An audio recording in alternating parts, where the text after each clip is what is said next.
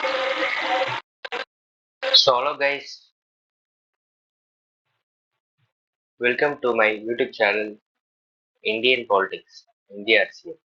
இதனால video போட்டுல election பிஸியை பார்த்துனதுனால இப்போதைக்கு 3 கட்ட தேர்தல் முடிஞ்சிருக்கு. இந்த 3 கட்டத்துல ரொம்ப சர்ப்ரைசிங்காக தான் வந்திருக்கு. நான் எக்ஸ்பெக்ட் பண்ணதை நானே ஒரு கம்பேரிசன் பண்ணி ஒரு எஸ்டிமேஷன் மாரி போட்டேன். அதுலேயே பிஜேபி வந்து ஒரு 250 to 270 கொடுத்துட்டு எப்படியும் ஆட்சிக்கு வர போறாங்க. சில டைம் தோணுச்சு ஃபர்ஸ்ட் ஃபேஸ் செகண்ட் ஃபேஸ் தான். இப்போதான் பார்த்தேன் கண்டிப்பா முடிஞ்சிச்சு. மோடி வந்து வீட்டுக்கு தான் போக போறாரு. இந்தியா கூட்டணி ஆட்சி ராகுல் காந்தி நல்லா வளர்றாரு. ஸோ அவரோட பாப்புலாரிட்டி இப்போ 2019 அதிகமா இருக்கு.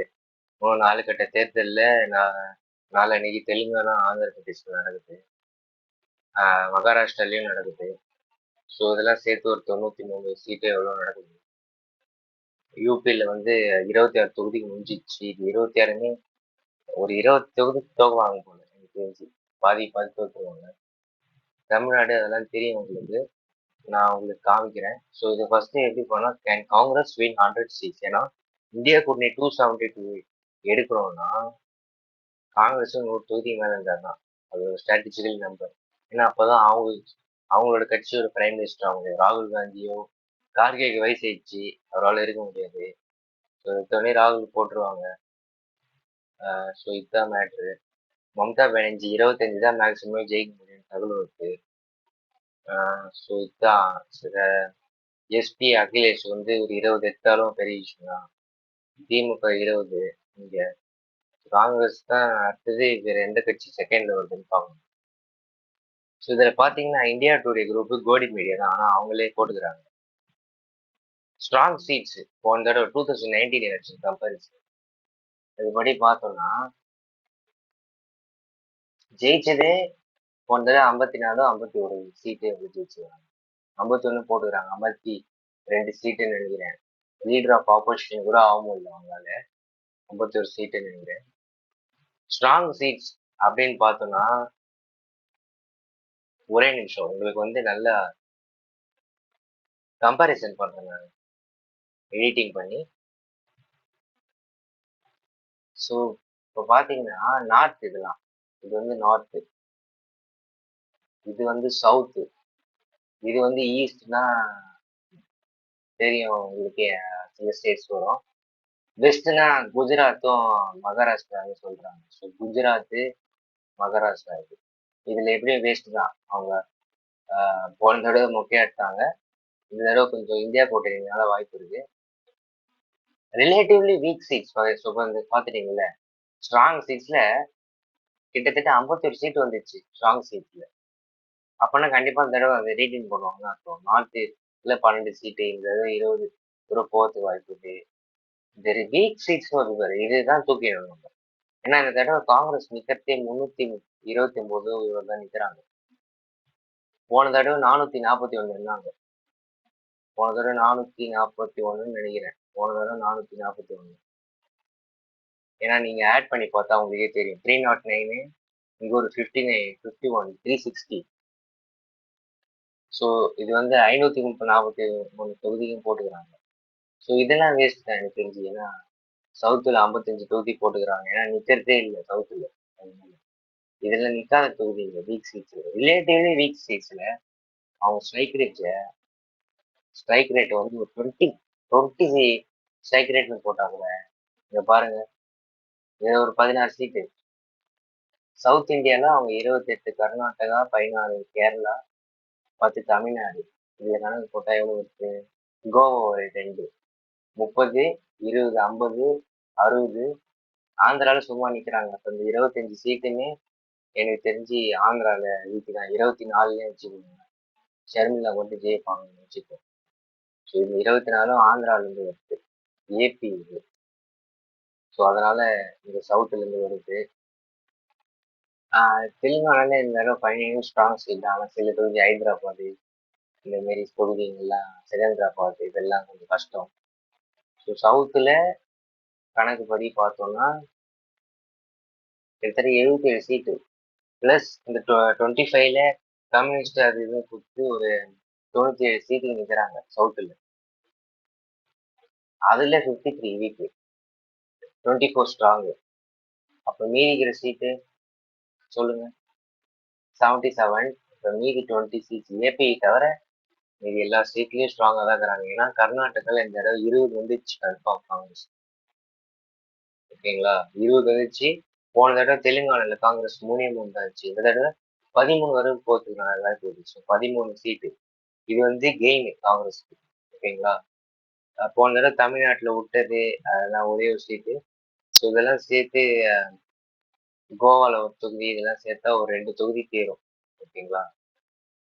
ஸோ இதன்படி பார்த்தோம்னா 13 கிட்டத்தட்ட 35 சீட்டு இதுல போயிடுச்சுன்னா ஜஸ்ட் 18 சீட்டு தான் ரிலேட்டிவ்லி வீக்கர் சீட். நார்த்ல பாத்தீங்கன்னா இந்த தடவை யூபில 17 தொகுதி நிக்கிறாங்க. போன தடவை 80 தொகுதி வேஸ்ட் ஆயிடுச்சு. ஸோ இதுதான் இப்போதைக்கு நிலவரம். கண்டிப்பா 100 சீட்ஸ் எடுப்பாங்க. இதுதான் இப்போதைக்கு ஃபர்ஸ்ட் அனாலிசிஸ். ஓகேங்களா? ஸோ நெக்ஸ்ட் நம்ம என்ன பார்க்க போறோம்? ஸோ இதை சேவ் பண்ணிட்டு போலாம் நம்ம அடுத்தது. ஓட் ஷேர் டசில் இன் 2019. அதாவது ஒரு குறைஞ்சபட்ச மார்ஜின்ல எவ்வளவு சீட் தோத்துக்கிறாங்க போன தடவைனா 0 to 10%ல கிட்டத்தட்ட இவ்வளவு சீட்ஸ் இருக்கு. கிட்டத்தட்ட பாத்தீங்கன்னா உங்களுக்கே தெரியும். இது முக்கியமான டேட்டா. ஏன்னா 10%க்குள்ள இருக்கிற ஒரு லட்சம் ஓட்டு கூட வராது. 50,000 ஓட்டு அந்த மாதிரி எவ்வளவு போகுது அதெல்லாம் ஸ்விங் ஆயிடும் பட்டுன்னு. ஸோ கிட்டத்தட்ட உங்களுக்கு 167 சீட்டு வருதா? இந்த 167 சீட்ல கிட்டத்தட்ட இவங்க போட்டுக்கிற கிராஃப் பார்த்தா ரொம்ப கஷ்டமா தான் இருக்குது படிக்கிறதுக்கு. இந்த ஓட் ஷேர் டசல்ன்றப்ப மார்ஜின் கிடையாது, ஓட் ஷேரே தான் 0 to 10%. இப்போ 10% ஓட்டு கூட வாங்க வந்துக்கிறாங்க பிஜேபி கட்சி. இது பார்க்க முடியுங்க. ஸோ 50%க்கு மேல ஜெயிச்சுக்கிறேன். இதுதான் ஜெயிச்சு தொகுதி போனது 224 தொகுதி 303ல 40 to 50% ஜெயிச்சு 101 தொகுதியில இதை போட்டா உங்களுக்கு 325 வருது. ஆனா இங்கதான் தப்பு பண்றீங்க. நானும் தப்பு பண்றேன். 325 கிடையாது. போன தடவை பிஜேபி ஜெயிச்சது 303. அப்போ 40 to 50 எடுத்தா கூட 22 சீட்டு வந்து பிஜேபி தோக்குதுன்னா அப்ப இந்த 22 சீட்டு இந்த தடவை அதிகமாக வாய்ப்பு இருக்கு. அதே சமயம் 40 to 50 எடுத்து காங்கிரஸ் 76 தொகுதியில ஜெயிக்கல. போன தடவை ஜெயிச்ச 52ல 19 இதுல கொஞ்சம் ஜெயிச்சிருப்பாங்க. இதுலயும் ஜெயிச்சிருப்பாங்க. 30 to 40% கிட்ட ஜெயிப்பாங்க. இந்த தடவை ஸ்விங் எல்லாம் ஆச்சுன்னா அப்படியே இப்படி பாதியா குறையும் பிஜேபி. நீங்க வேணா பார்க்கதானே போறீங்க. 22 சீட்டு இதெல்லாம் கொஞ்சம் காங்கிரஸ் ஜெயிச்சிருப்பாங்க. ஸோ இது வந்து தேவையில்லை. இந்த டேட்டா வந்து நம்மளுக்கு தேவையில்லை. ஏன்னா இதெல்லாம் எந்த ஸ்டேட்டுன்னே தெரியல. ஸோ வேஸ்ட் இதெல்லாம். இதுல பாத்தீங்கன்னா உங்களுக்கு தெரியும். ஸோ இது ஒரு டேட்டா உங்களுக்கு. ஸோ இந்த தடவை கண்டிப்பா காங்கிரஸ் 100 அடிச்சிடும், செஞ்சுரி போட்டுரும். இது Congress gain from alliance. Alliance மூலம் கெயின் பண்றாங்கன்னு கேட்டீங்கன்னா யூபியில் தான் கெயின் பண்ணுவாங்க. ஏன்னா 17 சீட் யூபியில். யூபியில் 17 குத்துக்கிறாங்க. அது கண்டிப்பா மினிமம் 5 எடுப்பாங்க. காங்கிரஸ்கார சப்போர்ட்டர் ரொம்ப சப்போர்ட் பண்றேன். ஆனால் நானே 5 சொல்லியிருந்தேன். இந்த தடவை 10 கூட வாய்ப்பு இருக்கு. ஸோ மினிமம் 10 போடுறேன் காங்கிரஸ் இங்க. ராஜஸ்தான்ல ஒரு 2 3 போடுறேன் போதும் எங்களுக்கு. மத்திய பிரதேசத்துல ஒரு 2 3 தான் போட முடியும். 1 போட்டா அசிங்கமா இருக்கும். 2 வரத்துக்கு வாய்ப்பு இருக்குது. 2 போட்டுடலாம். ஓகேங்களா? மகாராஷ்டிரால நிக்கிற 17 கண்டிப்பா ஒரு 10 எடுப்போம். ஆனா என்ன ரொம்ப ஆளுங்கெல்லாம் போயிட்டாங்க. ஸோ ரொம்ப கஷ்டம்தான். ஸோ இதுலயே ஒரு 5 போடுறேன். எனக்கு தெரிஞ்சதை போடுறேன். கர்நாடகால 20 கொடுத்தாச்சு. கோவால 2 சீட்டு. அதையும் ஃபுல்லா எடுத்துருவோம். ஏன்னா மணிப்பூர்ல கிறிஸ்டின்ஸ் ரொம்ப பாதிக்கப்பட்டாங்க. குக்கி அவங்க வந்து ஓட்டு இந்த தடவை சரியா போடல. ஸோ அது கண்டிப்பா சவுத் கோவா வந்து காங்கிரஸ் தான் எப்பயும் ஜெயிக்க முடியாது. நார்த் கோவாலையும் ஒரு மாதிரி ஆயிடும். கர்நாடகா அந்த பார்டர்லாம் இருக்குது. மகாராஷ்டிரா. ஸோ வாய்ப்பு இருக்கு 2. தமிழ்நாட்டுல 10 நிகத்துல 9 போடுறேன் நான். ஏன்னா அவங்களும் ஒரு எதிர்கட்சிக்கிறாங்க. கேரளால 16ல 15 போடுறேன். ஒரு சீட்டு கம்யூனிஸ்ட் கொடுத்துடலாம். ஏன்னா அவங்களும் பிரதிநிதித்துவம். ஸோ தெலுங்கானால 14 அப்படின்னு ரேவந்த் ரெட்டி சொல்றாரு. எனக்கு தெரிஞ்சு ஒரு 12 வந்தாலே நல்லது தான் எனக்கு தெரிஞ்சு. ஒரு நல்ல நம்பரு. ஸோ 12 போடுறேன். ஏன்னா பிஜேபி இந்துத்துவாலாம் வச்சுக்கின்னு அந்த ஆர்எஸ்எஸ் கோல்லாம் இருக்கு. அதனால கொஞ்சம் வாய்ப்பு இருக்கு. ஒடிசால ஒரு சீட் போடுறேன். சத்தீஸ்கர்ல ஒரு 2 போடுறேன். போன தடவை 2 ஜெயிச்சுக்கிறாங்க. ஏதாவது ட்ரைபல் முதலமைச்சரை தூக்கி உள்ள போட்டு அவங்க சும்மா இருப்பாங்களா? அதே சமயம் ஓட்டர் டர்னவுட்லாம் மஜாவா வந்திருக்கு. நிறைய வந்துருக்குது ஓட்டர் டர்னவுட். ஸோ இப்போதைக்கு முடிஞ்ச சீட் வைஸ் பார்த்தீங்கன்னா கிட்டத்தட்ட முடிஞ்சிச்சு சத்தீஸ்கரே எனக்கு தெரிஞ்சு. ஸோ 6 தொகுதி ஜெயிப்போம். ஸோ நார்த் ஈஸ்ட் பார்த்தீங்கன்னா அசாம் தவிர பார்த்தீங்கன்னா 11 சீட் இருக்கு. 11 சீட்ல பிஜேபி வந்து ரொம்ப கஷ்டம். அலையன்ஸ் வச்சு அலையன்ஸ்க்கே கொடுத்துட்டாங்க. ஸோ மினிமம் 5 சீட்ஸ் அந்த 5 இதுல. அசாம்ல மினிமம் ஒரு 10 சீட்ஸ். ஸோ 15 சீட்ஸ் நார்த் ஈஸ்ட்ல இருந்து வந்துச்சு. ஸோ இமாச்சல் பிரதேஷ்ல மண்டியில வந்து நம்ம கங்கனா ரனௌத் வந்து நிக்கிறாங்க பெரிய ஊர்வலாட்டம். இதுதான் பிஜேபி. அவங்க ஆளுங்க இருக்கிற இடத்துல அவங்க ஆளுங்களுக்கு சீட் கொடுக்காம யாரோ ஒரு நடிகை அதுக்கு இன்ட்ரெஸ்டே இல்லை. எலெக்ஷன்ல என்னன்னு தெரியாது அதுக்கு. அது வந்து காந்தி சுதந்திரம் வாங்கி கொடு இல்ல நேதாஜி வாங்குறது என்னதோ சொல்லுது. இவங்களும் ரொம்ப ஹைப் பண்ணி விட்டாங்க. மண்டியில் நிற்கிறது.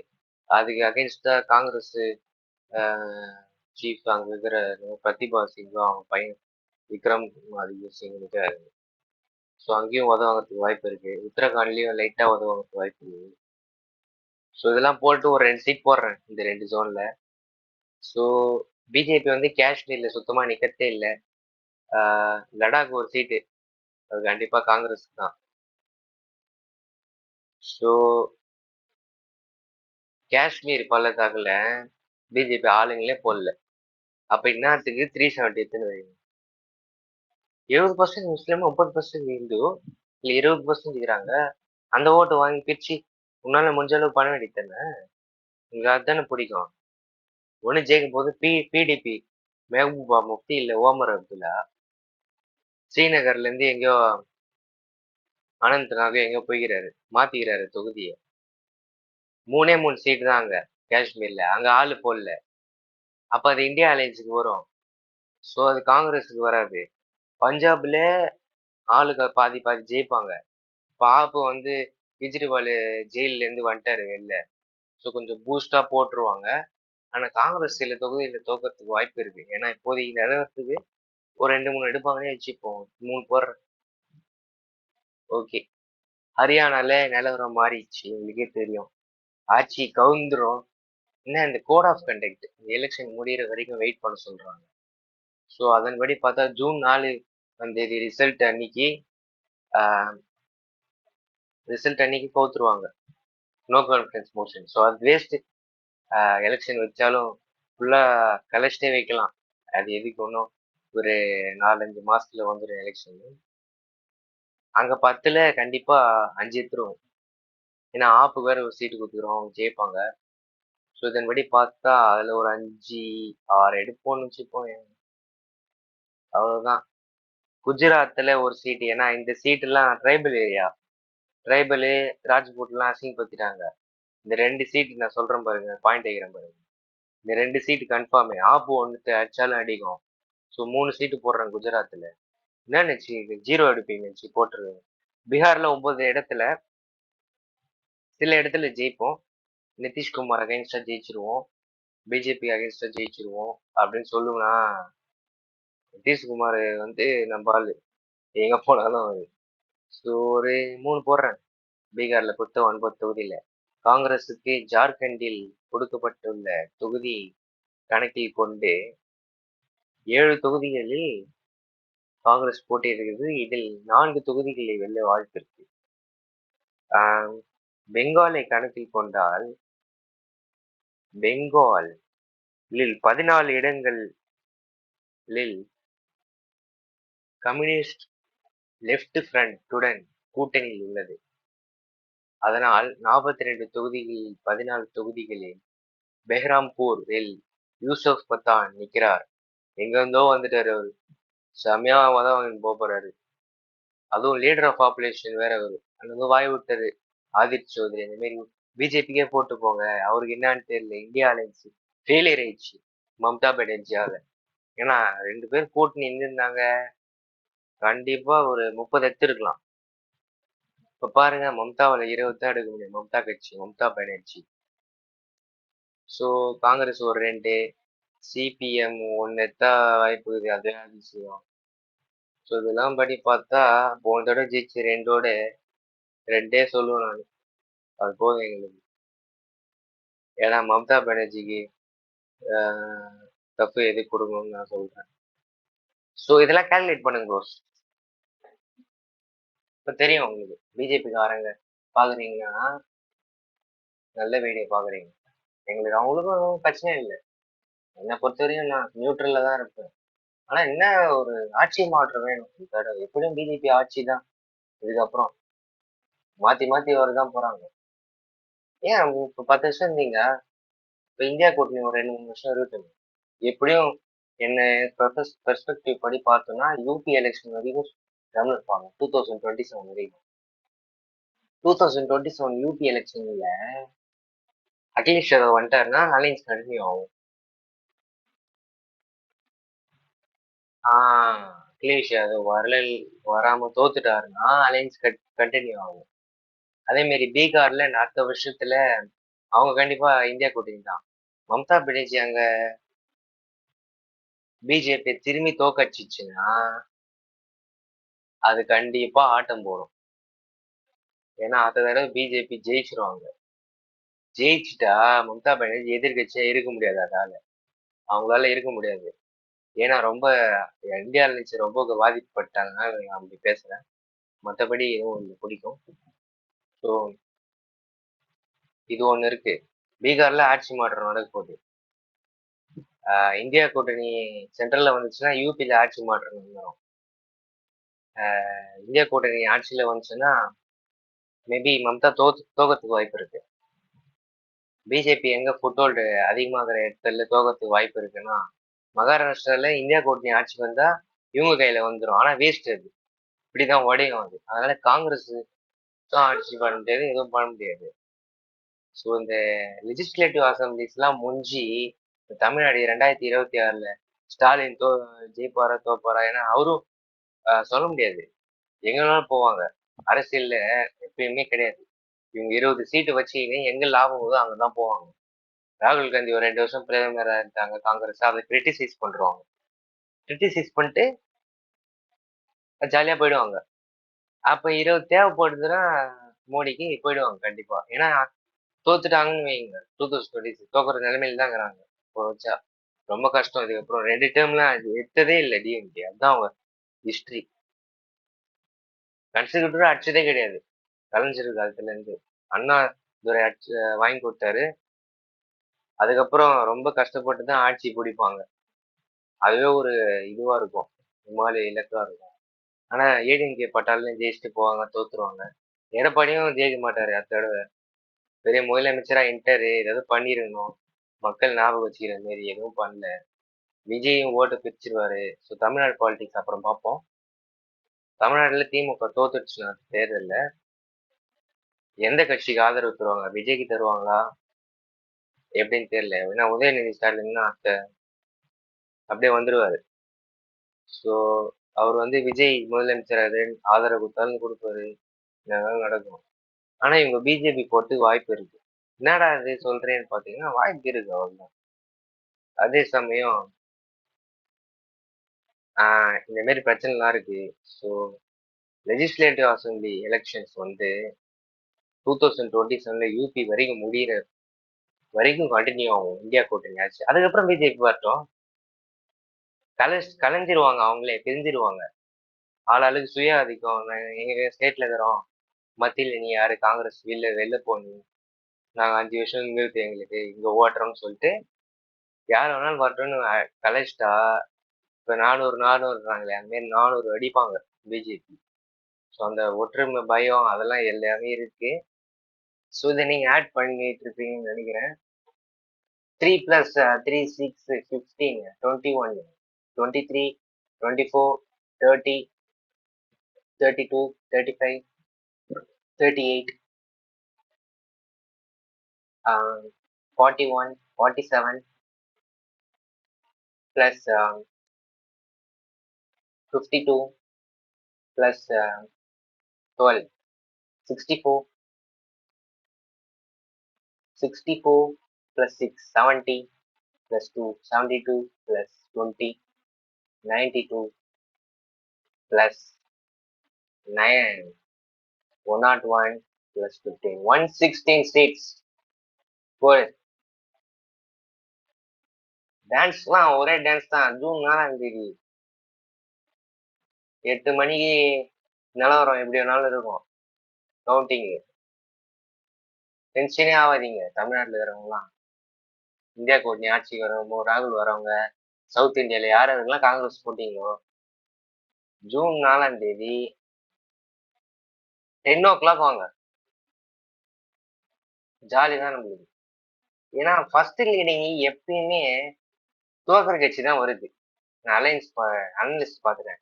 கர்நாடகால பிஜேபி 100 சீட்டு தாண்டிடுச்சு. கடைசியில ஸ்லோவா இந்த 543ல ஒரு 400 சீட்டு தான் கம்ப்ளீட் ஆயிருக்கும். டேட்டாவே அப்பதான் வந்திருக்கும். அதுக்கே 10 மணி ஆயிடும். இதுதான் பிடிக்காத செயல். எல்லா தொகுதியிலும் என்றாங்க. அப்ப என்ன லேட்டா விடுறது. இதை விட்டு 543 out of 543ன்னு ஒண்ணு வந்துச்சுன்னு வைங்க. 543 சீட்ஸும் ஃபில் ஆயிடுச்சு அப்படின்னா அதுக்கே ஒரு 11 o'clock ஆயிடுன்னு வைங்க. அமித்ஷா வாய் விட்டு 12:30 மணிக்கு 400 சீட் எடுத்துருவாங்க. என்ன கதையா இருக்குது. ஜெயிச்சு ரிசல்ட் டிக்ளேர் பண்றதுக்கு 4 மணி 6 மணி ஆகும். ஒரு ரவுண்டா நடக்குது. ஒரு ரவுண்டுக்கே 1/2 மணி நேரம் ஆகுது. இதுல 12:30 மணி வரைக்கும் எத்தனை ரவுண்டு? 10 ரவுண்டு ஆகும். போஸ்டல் பேலட்லாம் இவங்களுக்கு தான். அதை வச்சே ஓட்டுவாங்க. போஸ்டல் பேலட்ல அதிகமாயிடுச்சு. ஸோ பயப்படாதீங்க. 100 சீட் எடுத்தாலும் பரவாயில்ல. இந்தியா கூட்டணி கண்டிப்பா வெல்லும். இதுதான் சொல்ல விரும்புறேன்.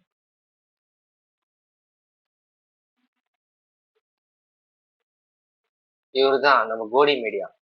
அவரே பேசிட்டாரு ஏதோ. அவரு எல்லாம் இது வைக்க வெஸ்ட் இண்டீஸ் போயிடுச்சு அது இல்ல. ஸோ இதுதான் நிலவரம். ரொம்ப நாள் கழிச்சு வீடியோ போட்டிருக்கேன் உங்களுக்காக எக்ஸ்பிளைன் பண்ணி. ஸோ கண்டிப்பா சப்போர்ட் பண்ணுங்க. தமிழ் வியூஸ் இருந்தா ஏதாச்சும் கமெண்ட் பண்ணுங்க. ஸோ பார்ப்போம் நெக்ஸ்ட் வீடியோவில். தேங்க்யூ. ஸோ எலெக்ஷன் படி பார்த்தீங்கன்னா எலெக்ஷன் டேட் அன்னைக்கு பாருங்க. நம்மளுக்கே தெரியும். ஒரு அனாலிசிஸ் கூட வச்சிருக்கேன் நான். அந்த டேட்டா எங்க போச்சுன்னு எனக்கே தெரியல ஐடியா. நான் தான் ரெடி பண்ணேன். ஒரு ஃபேஸா நான் ரெடி பண்ணேன். அதை ஒரே நிமிஷம் வெயிட் பண்ணுங்க, எடுத்துத்தரேன். எஸ்பி எலக்ட்ரல் பாண்ட்ஸ் நானே ரெடி பண்ணுங்க. எங்க போச்சுன்னு தெரியல. அது கண்டிப்பா கிடைச்சிச்சுன்னா அடுத்த வீடியோ அதுதான் நம்ம டாபிக். ஸோ கண்டிப்பா நான் போடுறேன். ஃபேஸா நானே ஒப்பீனியன் போட்டுக்கிறேன். இவங்க பாத்தீங்கன்னா பிஜேபிய இப்போ இருக்கிற அனலிசிஸ் பாத்தீங்கன்னா நம்ம தமிழ் யூடியூபர்ல இருக்கிறவங்க 150 எடுப்பாங்க. எனக்கே ஜோக் ஆயிடுச்சு. நானே காங்கிரஸ் சப்போர்டர். இந்தியா கூட்டணி ஆட்சிக்கு வரணும்னு இருக்கிறேன். எனக்கே சொல்ல முடியல. 150 எடுப்பாங்க. மினிமம் 250 எடுத்துருவாங்க. இங்க என்ன பிரச்சனை, 250 எடுத்தாலும் இங்க வாங்கிடுவாங்க விலைய. எஸ்பில இருக்கிற சமாஜ்வாதி எம்பிஸ் ஈர்த்துருவாங்க. திமுக எப்படியாச்சும் கூப்பிடுவாங்க வந்துருங்கன்னு. வரமாட்டாங்க இந்த இப்போதைக்கு. வேற மம்தா கட்சியில இருந்து உடைக்க முடியாது, ரொம்ப கஷ்டம். மகாராஷ்டிரா சிவசேனையில இருந்து ஏற்கனவே ஒழிச்சிட்டாங்க. இப்ப சிவசேனா ஒரு 10 எம்பி வச்சிருந்தா போறதுக்கு வாய்ப்பு இருக்கு. சரத்பவார்லாம் அவர் ஜெயிச்சாலும் தோத்தாலும் பொண்ணு தான் நிக்கிறாரு. அது ஒரு சீட்டு தான் ஜெயிப்பாங்க போல. வேற எதுவும் தெரியல. ஸோ அவங்க எம்பிசி தூக்குவதுக்கு பார்ப்பாரு. ஆம் ஆத்மி கட்சியில இருந்து தூக்குறதுக்கு பார்ப்பாரு. ஏற்கனவே ஜெயில போட்டு மிரட்டுறாரு. ஸோ எல்லாம் பண்ணி ஏதாவது மேக்கப் பண்ண பார்ப்பாரு. எனக்கு தெரிஞ்சு ஒரு 200ல முடிச்சிருவாங்க பிஜேபி. அப்புறம் ஒரு நாயுடு வந்து ஒரு சந்திரபாபு நாயுடு 10 சீட் 5 சீட் வச்சிருக்கோம். 10 அதெல்லாம் போ. ஒடிசா பட்னாயக்கி ஒரு 10. அவரு அவர் இடத்துல போய் இவங்க ஓட்ட போடுறாங்க. எப்படியும் அவரு இவங்க பக்கம் தான் வருவாரு. ஸோ மத்த கூட்டணி கட்சிங்கலாம் சேர்த்தா, அது ஒரு 10 தேறுமான்னு தெரியல. 230 இதுதான் நிலவரம். நீங்க 11 மணி நிலவரம் அப்ப 300 மேல கிராஸ் ஆயிடும் பிஜேபி. இந்த 543க்கு 540 சீட்டு டேட்டா வந்துச்சுன்னா, ஒரு நிமிஷத்துக்கு 4 சீட் அடிப்போம். ஒரு நிமிஷத்துக்கு 2, 3 சீட்டு மாறினுச்சுன்னா, 12 மணி நிலவரப்படி பார்த்தீங்கன்னா, 100 சீட்டு அடி வாங்கி, இந்த 230க்கு போயிட்டு, இந்தியா கூட்டணி 272 மார்க்கை எடுக்கும். சுவாரஸ்யமா இருக்கும் தேர்தல். போன தேர்தல் மாரி இல்ல. இதான் முடிச்சுக்க விரும்புறேன். 25 நிமிஷம் ஆயிடுச்சு. ஸோ இது கட் பண்ணி போடலான்னு இருக்கேன். இல்ல அப்படியே போடலான்னு இருக்கேன். லைக் பண்ணுங்க, ஷேர் பண்ணுங்க, சப்ஸ்கிரைப் பண்ணுங்க. தேங்க் யூ ஃபார் வாட்சிங்.